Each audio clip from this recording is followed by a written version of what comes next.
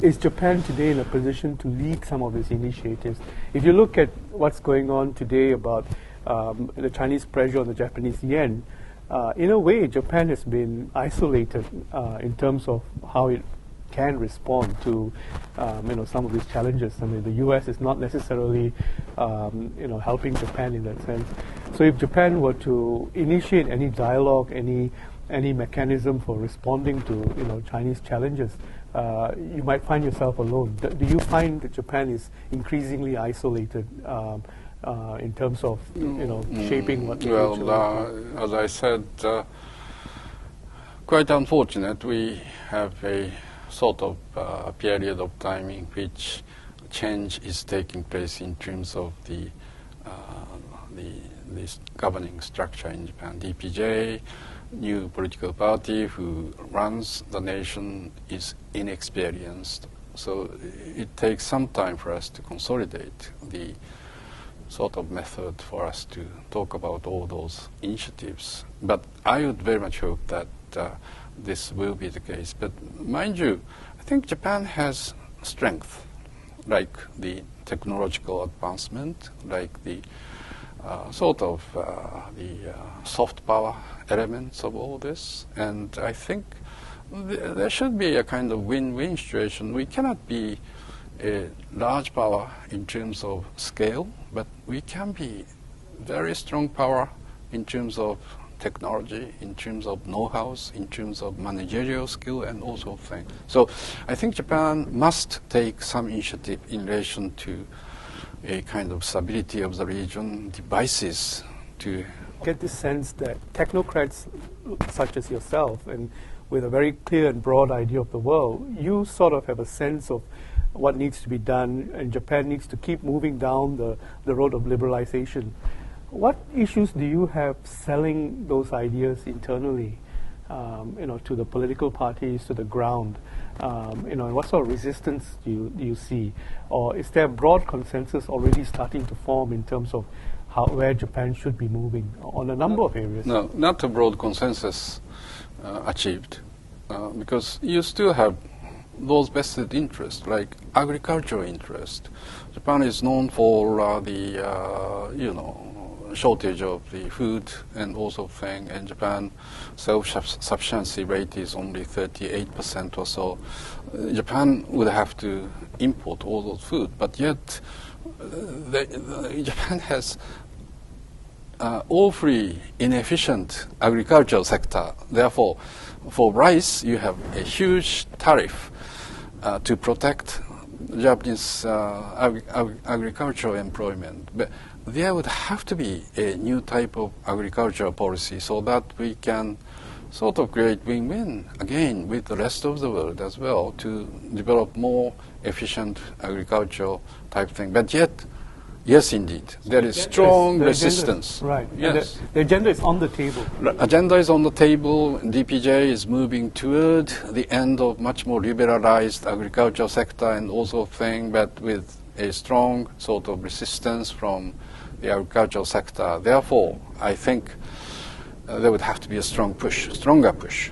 Give us a sense of the current push to liberalize the pension sector. The Japanese pension fund, the largest in the world, has been essentially domestically invested.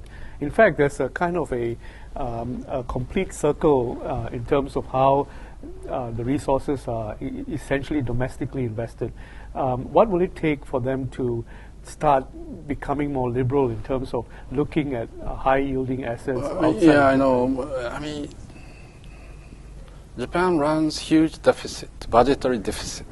The governmental sector is suffering from the huge. But yet, it's a happy Japan is not. Japan is not. Because it costs them nothing. So like Greece, because Japan has enormous saving as well.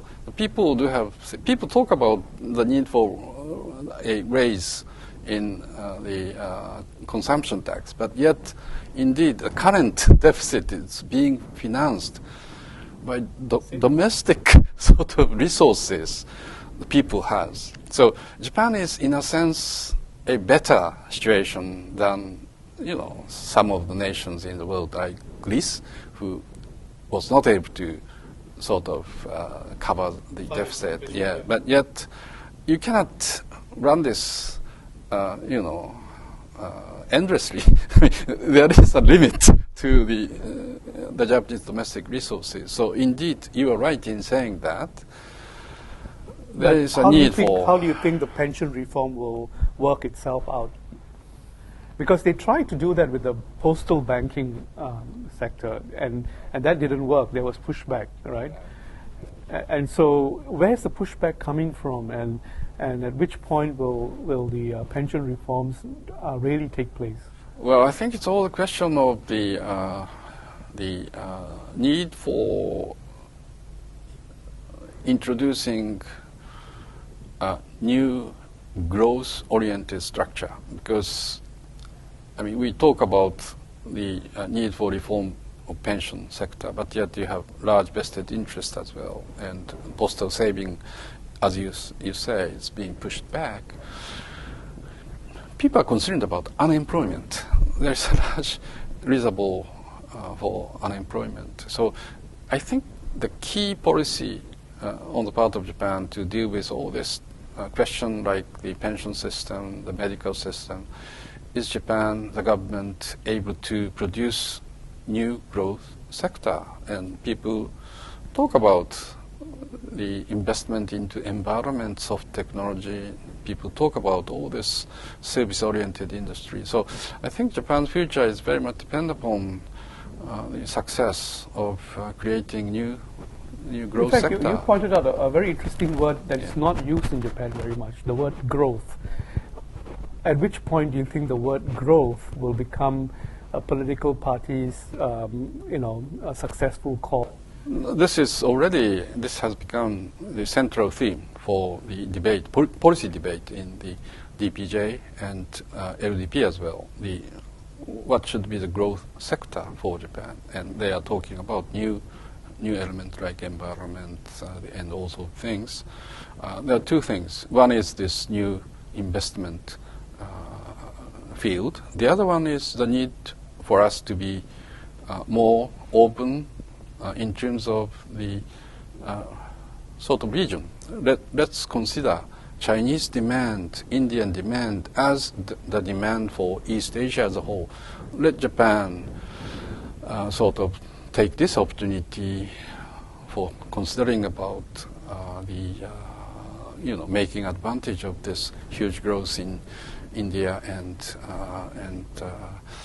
China. And belatedly, they started about all this, the need for much more open civil air policy and all sorts of things. So there are two key issues: how Japan succeed in considering East Asia as a whole as its own domestic market, and to create an economic structure so that we can have much more liberalized move of people, trade, investment, and all sorts of things.